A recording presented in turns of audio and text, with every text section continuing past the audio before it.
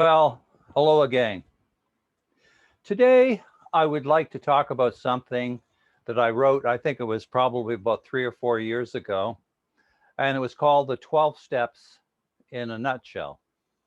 And I presented this many times in presentations and workshops to try and help people to realize that the 12 steps don't have to be that complicated. They can actually be quite simple, and that's the way I look at them. And it's not kind of like something that you do, it's kind of like a way of life, something that you continue to do.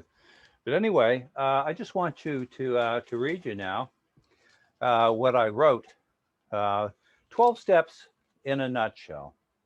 And I just want to say that 12 steps is the kind of like the basis of a lot of 12-step programs. Like AA is the most, the biggest and the first, but there are many others. And I've benefited greatly from AA and from other groups like ACA.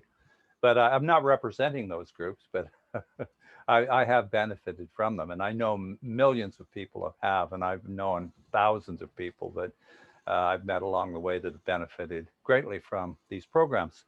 So anyway, that being said, let me read the 12 steps in a nutshell. First, I come to realize beyond any shadow of any doubt that there is something that is impossible for me to overcome, to do, or to be. So I admit that I am powerless.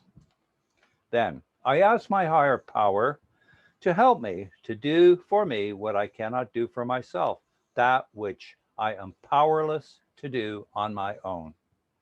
Then I do the best I can to right the wrongs to the best of my ability and to become as good as I can be in all my affairs. Then, when the promises start to be fulfilled, like they always do, I still go to meetings, but not specifically for myself, but to be there for the other guy. I found that the key to the steps being successful is dependent on one word, one principle alone. That principle is willingness. It really doesn't matter what I think or what I believe. I have found that if I'm willing to put my beliefs, my past, my feelings aside, in other words, if I'm willing to put my bullshit aside and simply do the steps like I have just mentioned, then I have learned to fasten my seatbelt because life is going to change in a way I never thought possible. I've worked these steps dozens and hundreds of times through alcoholism and addictions and codependency and dysfunction. And though they were impossible for me to deal on my own, through the program, I've been able to go forward, to overcome, and to succeed. The things that I've been more recently powerless over will be taken care of, and the right people will come into my life, and the right things will happen. Believe me, I know these things. So that's the 12 steps in a nutshell. And to be successful, I have found that it has nothing to do with intelligence, your position, or your how much money you have or how much money you don't have. The only key is one, and that is willingness, willing to humble yourselves and do the work on a consistent basis. That is how people recover, and that is how the program works. So I just want to tell you a few stories, personal stories, uh, that hopefully they could be helpful to you. The first story goes back, I think it was about 5, 6 years ago. And it was a time when I was, like I've said many times, I was lower in a snake's belly. I was at the end of a rope and I'd had my heart ripped out more often than some people change their underwear. And anyway, so I went to this woman. Her name was Lynn, and she was a social worker, and she worked for family services, and she had been doing it for like a long time. She was an experienced lady, and she said she agreed to try and to help me the best that she could. And I remember the first time I went, she said, "Now there's going to be homework. You know, every week I'm going to give you some homework, and then you can come back in 2 3 weeks, and we'll carry on." So anyway, she gave me some homework the first time, and I came back. It was 3 weeks later, and one of the first questions she asked, she said, well, how did you do with the homework? And I said, well, I did it. And here it is. you know, well, she just about fell off her seat. I said, well, I'm sorry, Lynn. Here, let me help you up. I didn't mean to, you know. And she said, nobody ever does the homework, you know. And I was really kind of surprised. I just kind of thought that, if you wanted to get better, you would do what you could. And she said, nobody ever does the homework.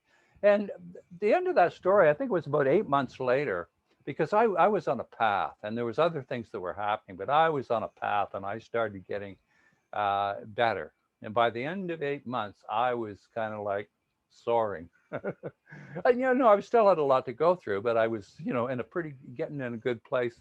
And she said the last time I went, she said, Robert, she said, the reason you're doing well is because you were willing to do the work. So it seems pretty simple, but you'd be absolutely amazed. Most people aren't willing to do the work. They might get started, but then their ego takes over and they really want to go back to using, and they really don't want to change. And they really can't believe that their life can change if they continue. Second story happened, I don't know, maybe it was 10 years ago, but anyway, my former wife, she had problems with her knees. And anyway, so we went to this surgeon who had, and he too he was at the end of his career, but he was a great guy.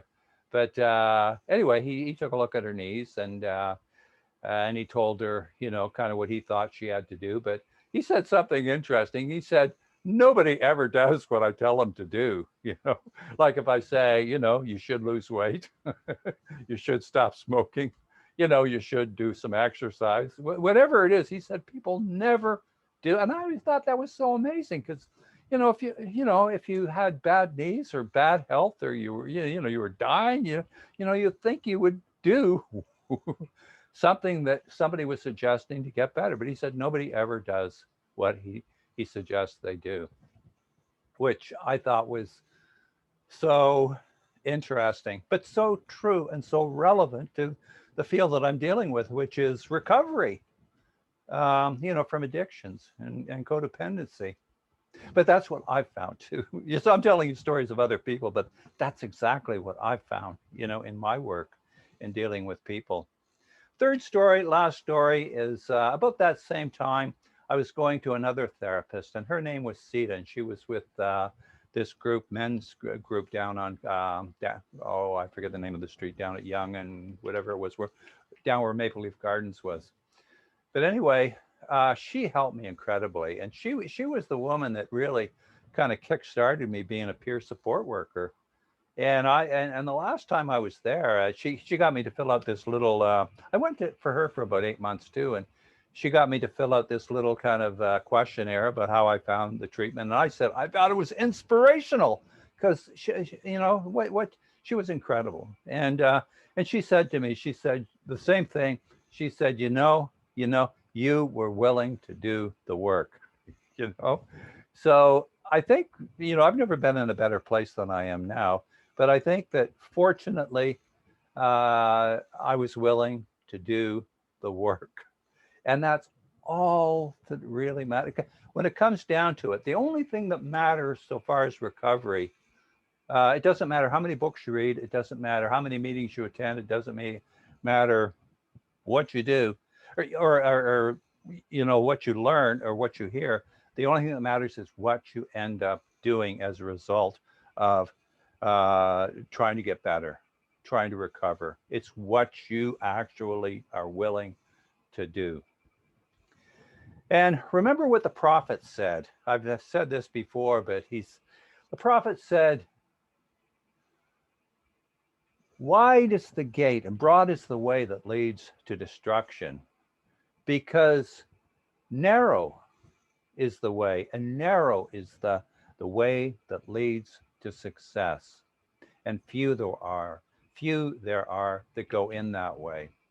And that is the truth. Like in all my dealings over the last 50 years, it's like the 2% that actually recover. 98% will They might try a little, just stop a little bit, but they will basically live their lives, die early, end up alone, feel bad about themselves because they're not willing to do the work. They will end up taking the broad path uh, rather than taking the narrow path, and be willing to do the work. And just one final quote, which I find amazing. Woody Allen said, 80% of success is showing up. And I might add, showing up on a consistent basis.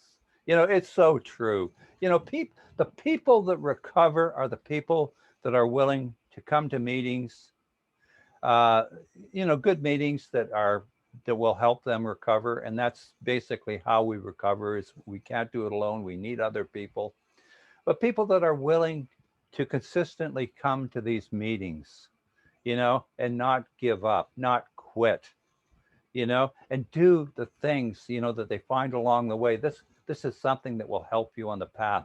This is something that will help you on the path, and be willing to do those things, and to seek out other people, and to continue to do so, to go to meetings and to continue to go to those meetings, and to be there to help other people. It's just about what you do.